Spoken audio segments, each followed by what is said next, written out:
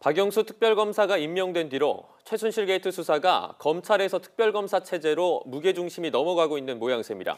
윤석열 검사가 특검 구성원으로 합류하면서 첫 인선부터 주목되고 있는데요. 검찰에 나가 있는 취재기자 연결해서 수사 진행 상황 들어보겠습니다. 조용성 기자. 네, 서울중앙지방검찰청에 나와 있습니다. 네, 윤석열 검사가 특검에 합류한 내용부터 설명해 주시죠.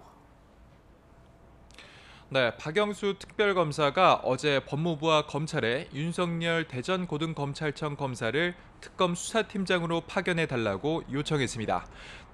특별검사보는 경력 7년 이상 변호사로 자격이 제한돼 있어 현직인 윤 검사는 파견검사 20명 중 1명으로 참여하게 된 것입니다.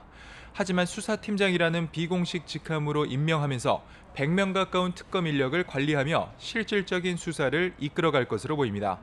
앞서 윤 검사는 사양했지만 여러 차례 권유를 받으면서 마음을 돌린 것으로 알려졌습니다. 박영수 특별검사는 사건에 대해 의지와 사명감을 가지고 파헤칠 수 있는 끈기 있는 검사, 똑똑한 검사가 필요했다고 말했는데요.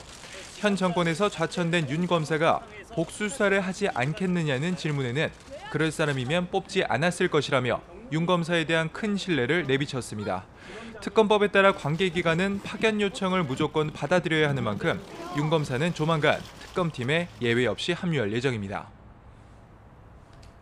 네, 박영수 특별검사가 첫 인선으로 윤석열 검사를 뽑은 것을 비춰봤을 때 이게 어떤 의미를 담고 있다고 볼 수 있을까요?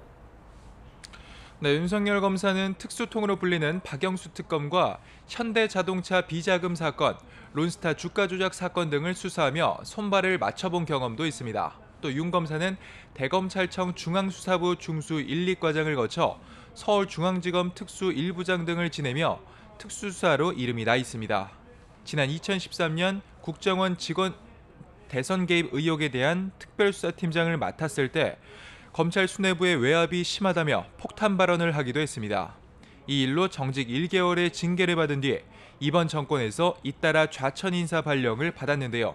이런 정황을 봤을 때 윤 검사를 처음으로 팀에 합류시킨 박 특검이 최순실 게이트를 수사력으로 정면 돌파하겠다는 의지를 보여준 것이라는 분석이 나옵니다. 인선으로 분주한 박 특검은 동시에 수사 기록에 대한 철저한 검토가 필요하다면서 검찰 쪽의 기록검토팀 구성을 요청하고 있다고 말했습니다. 검찰 수사기록 인수인계 작업에 속도를 내는 것인데요. 박 특검은 수사기록 인수인계와 검토를 마친 뒤 검찰 특별수사본부장인 이영렬 서울중앙지검장을 만나 세부 사안을 협의한다는 방침입니다. 지금까지 서울중앙지방검찰청에서 YTN 조용성입니다.